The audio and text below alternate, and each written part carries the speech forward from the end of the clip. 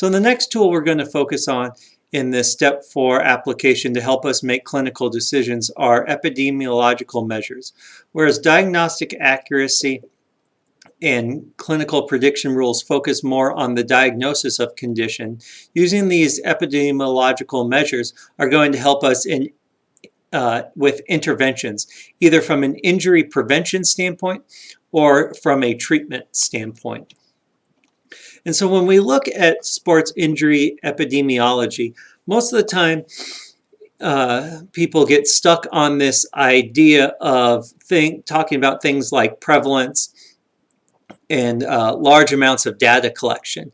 And sports epidemiology does focus on that, but epidemiology really is going to be the focus of interventions.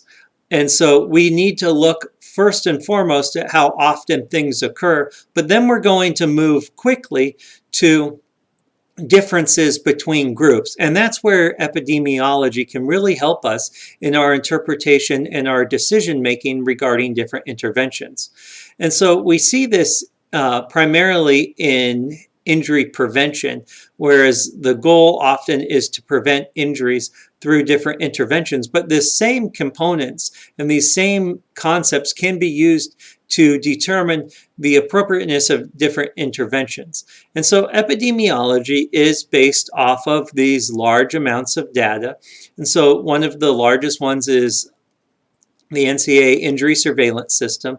And injury surveillance is just the documentation of injuries as well as the documentation of what we'll see as exposures. And this is going to help us understand the injury rates and the injury risks. And so this is really going to be quite important when it comes to our prevention strategies and clinical decisions regarding prevention. So the first thing is to understand injury and exposure. And really, the definitions of injury and exposure are not as important as they are important to be consistent.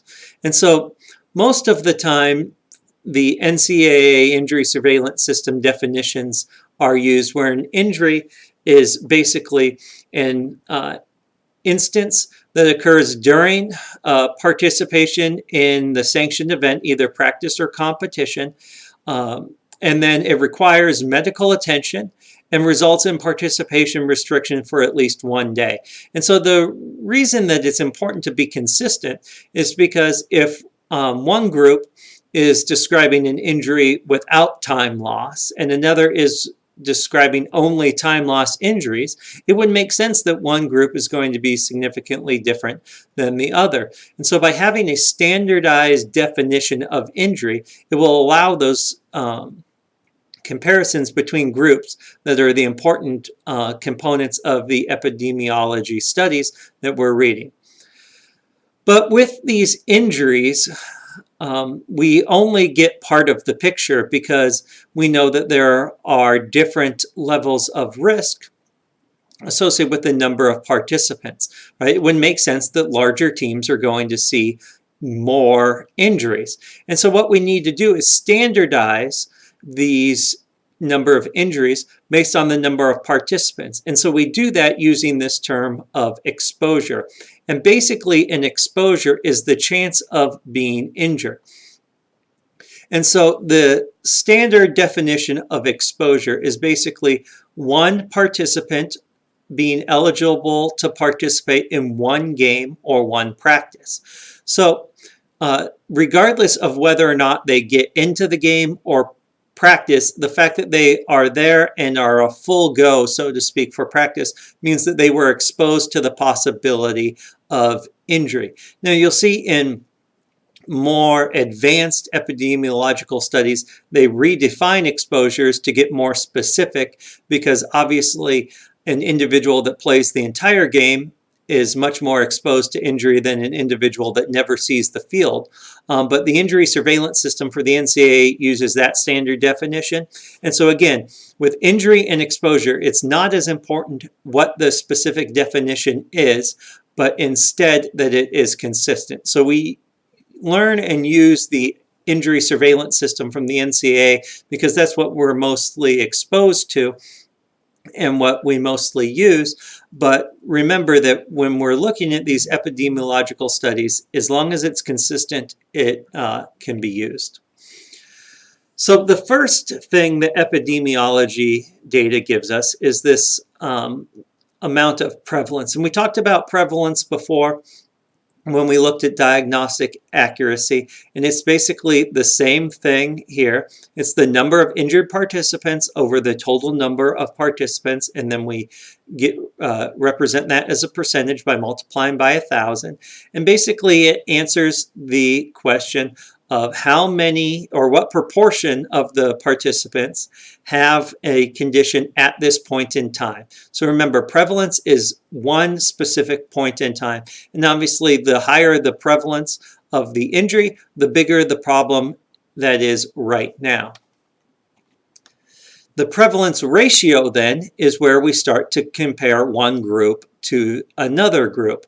And so we can compare whatever groups we want. But with a ratio, we're simply going to be dividing the prevalence of one group compared to the others. And that's going to then give us, this ratio. And ratios are usually expressed in this, however many times greater or less. So a prevalence ratio higher than 1 indicates that group 1 has a higher prevalence than group 2. And so you can see some of the calculations listed there for an example with that. But when we're comparing basic components, one group to another, right now we can use this prevalence ratio. Now, prevalence doesn't really help us as much as other methods, primarily from the standpoint that prevalence is only looking at this one point in time. And so if we're looking at one point in time and saying, gosh, we've got a lot of ankle sprains right now, what's going on? We can look at that specific prevalence and compare that to maybe a different point in time.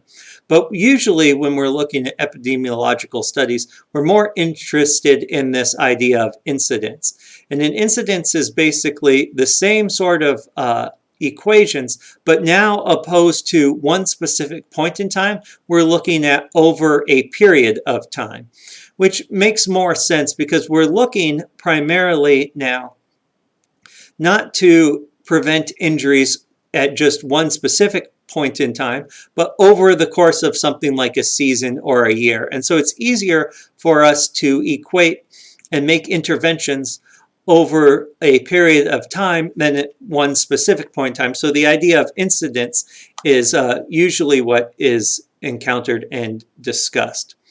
So when we can look at incident rate, right, also can be called injury rate. Now this is where we get the number of new injuries over that period of time, right? And so that period of time can be anything from seasons or calendar years, but oftentimes what we end up using is this idea of 1,000 athlete exposures. And so basically what you can think of with that then is going to be if we have, say, 10 injuries that occur and we had 450 athlete exposures. Let's just assume for ease of calculation that means we had 45 athletes and we went through 10 practices, so to speak. Maybe this is, a fall camp sort of aspect. We have 450 athlete exposures, meaning there were 450 times that an athlete potentially could have been injured associated with participation in this one time period, in this case defined as a single practice. And so we then, in order to avoid crazy small numbers, like 0.00 or 0.22, right, per athlete exposure, we multiply that by 1,000 to get the number of injuries per 1,000 athlete exposures. And so this is what you end up seeing described in the NCAA injury surveillance system and in a lot of different studies as well. So this idea that the incident rate or injury rate is going to be the number of new injuries per 1,000 athlete exposures. We can then take that and form a ratio. And remember, ratio is comparing now two groups. So we take that incident rate or injury rate of group 1. We divide it by the incident rate or injury rate of group 2, and the same as the prevalence rate, then we get it represented in a times greater or times less. So higher than 1 indicates a higher incident rate in group 1, and so it would be something, like a group is 2 times as likely to get injured during this exposure period, right? Because it's incident rate, new injuries per exposure period, than a different group. And you can compare any different groups that you would want using this incident rate ratio.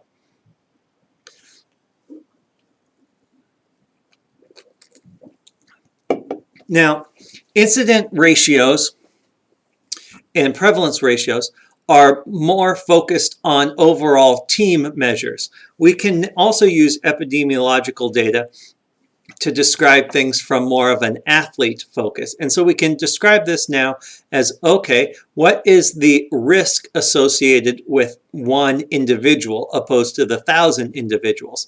And so injury risk now is the chance that an athlete will get injured, right? Sometimes you can see this referred to as the risk of injury. And so it's pretty simple math as far as that. It is the number of newly injured participants divided by the total number of participants and then multiply by 1,000 or by 100 to get a percentage. And so the idea here is, what is the overall risk? Again, these are now incident risks. So we're talking about a specific period of time. In this case, in this example that you see, it's over the course of a season. If we have 32 people that sustain a lower extremity injury over the course of a season, and we had 80 people that participated, that means that every individual has about a 40% chance of injury risk during that season. We can then take that and do what we quantify as a relative risk. And the relative risk is basically an injury risk ratio comparing two groups. And that's where the relative comes from. It's going to be the injury risk relative to another group. All right, this is sample specific, meaning that it's only going to be looking at the groups that are in there. And then you can compare whatever groups you want to.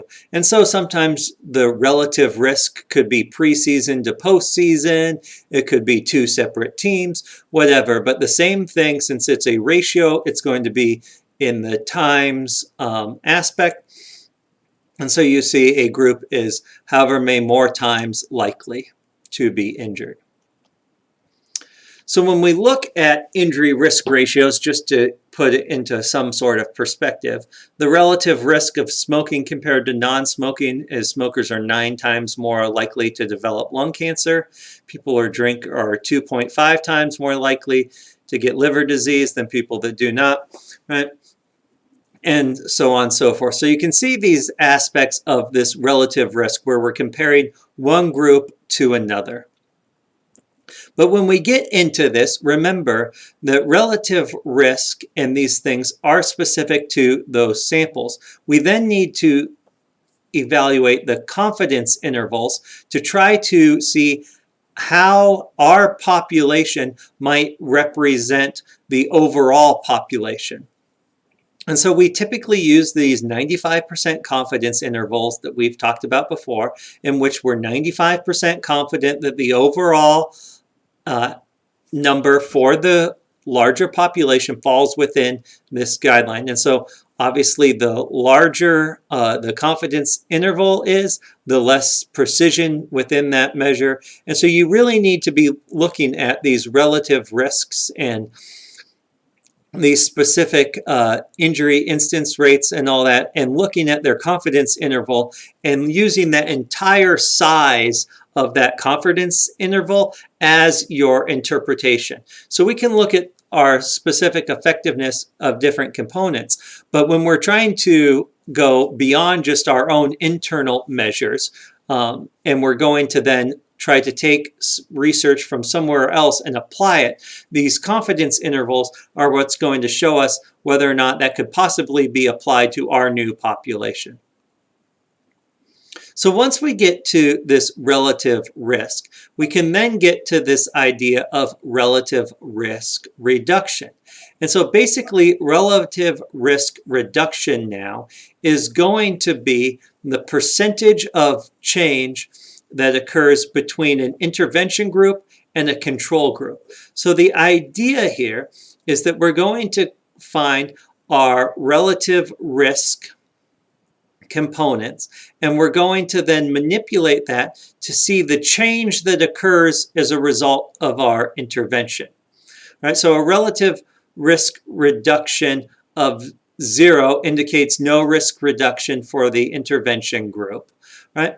And then a higher relative risk reduction will show the amount of change that we can see as a result. So if you look and we calculate our injury risk for the intervention group, and then we find the injury risk for the control group, we find the relative risk, which is that ratio between them, and then we subtract the relative risk from 1, multiply by 100, we get the percent decrease of the risk of injury for those that have undergone that intervention.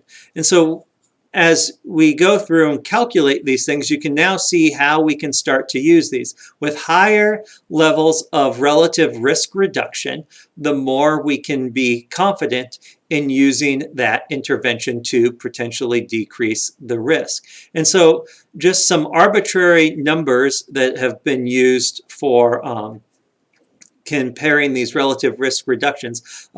Greater than 25% is considered potentially beneficial, and over 50% is usually considered clinically meaningful. Now, we talked about in the appraisal component where we have to weigh all those together, and we'll talk about that when we get to disablement models as well. But when we get into these components, you can see now how we can use the literature that we found to make these decisions and start to implement them. We can also calculate what is termed the absolute risk reduction, whereas the relative risk reduction is determined in a percentage of the risk. The absolute risk reduction now is going to be calculated in the actual number of injuries. And so opposed to comparing simply one versus the other, we're now going to be comparing the actual number of injuries opposed to the prevalence of injuries. So we calculate that injury risk for each group, and we're going to compare the actual number of injuries, and then sometimes that can be expressed as a percentage of the number of injuries. So in this case, we can look through and say that the intervention group had 8% fewer injuries. And so this percentage in absolute risk reduction is the percentage of the number of injuries, whereas relative risk reduction is the percent decrease of the risk. All right? So basically, same aspect, but when we get into these relative and absolute risks, right? Relative risk reduction assumes that there is going to be a risk reduction associated with the intervention. But you can have relative risk increases and absolute risk increases, where the intervention or the concept of interest, obviously we would not want to do an intervention that increases the risk of injury, but the intervention could also just be considered the concept of interest, participating in a high-risk sport or doing something inappropriate would then lead to relative risk increases or absolute risk increases. Okay, and so went the wrong way. So once we get past the risk reduction component, and we've now started this idea that an intervention can be beneficial. The next component, and probably the most meaningful components of what we're going to look at now, are this idea of numbers needed to treat. And so there are two different concepts that we go with: numbers needed to treat to benefit and numbers needed to treat to harm. So oftentimes you'll just see numbers needed to treat, and the assumption then is benefit. But the idea here is you can calculate the numbers needed to treat for a positive output as well as a negative output. And so if we look at what these terms need, is basically what we are calculating is the number of times we need to do the intervention to create a specific reaction. In the numbers needed to treat to benefit, that would be to prevent like one injury, or numbers needed to harm would be to have one negative reaction to that intervention. And so we can calculate that basically over one, or by dividing one by the absolute risk reduction, the absolute number of different injuries that have occurred between the two groups. And so what this then gives us is a number, or the number of different times we need to do that intervention to prevent one injury. And so the idea is ideally we would have a numbers needed to treat to benefit of 1. Every time we do this, we prevent an injury. Well, the only real intervention that has a numbers needed to treat to benefit of 1 would be doing nothing, right? If you don't participate, you don't get hurt during participation. Everything else comes with just reducing the risk. And so we can compare then numbers needed to treat to benefit and use that as our own little intervention scorecard. The higher the numbers needed to treat to benefit, the more times we would need to do it to see the benefit that we're trying to do. So if this requires us to do the intervention 1,000 times and requires a lot of resources, obviously that would make the application not relevant, and so we would decide not to do it. Whereas if we have a relatively low numbers needed to treat to benefit, that would be a good thing. And that's going to then be compared to the patient and our resources in this disablement model that we'll talk about shortly.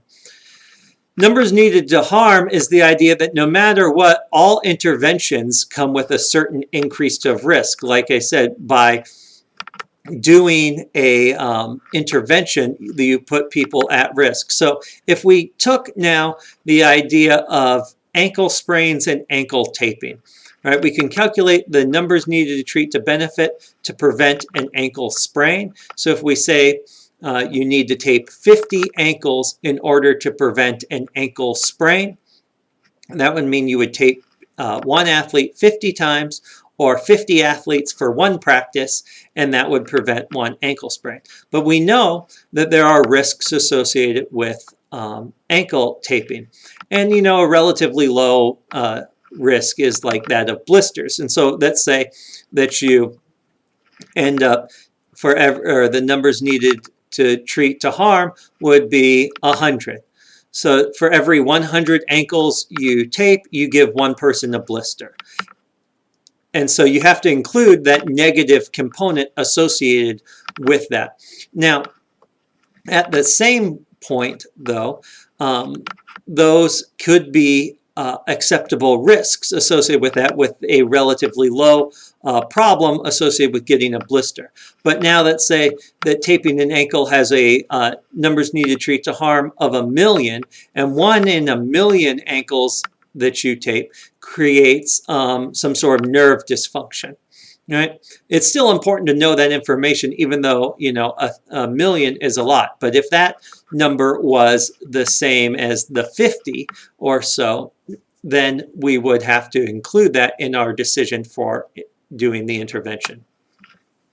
The last topic to discuss here is odds, and I really barely want to talk about this because it doesn't seem to really add much to it. Numbers needed to treat to benefit, numbers needed to treat to harm are the most important, but sometimes you see this described, so I wanted to at least introduce it to you. Odds basically now is going to be is a probability of it occurring compared with the probability of it not occurring. And it's described as this, like one number to another number, right? And so it's just another way of interpreting this data. So you can see the odds here of the injury risk over 1 minus the injury risk with that. And so you can get the idea of the odds of something occurring is 0.67 to 1.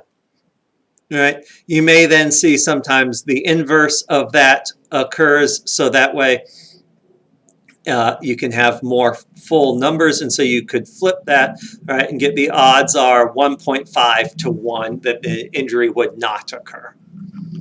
Right? You can then do the same thing with the ratios and compare the different ratios. At this point, you're now getting fairly crazy as far as how things go, and I don't think really adds a lot to it, but understand the odd ratio is simply the control odds over the intervention odds, with that same idea that 1 indicates an odds in favor of the control group.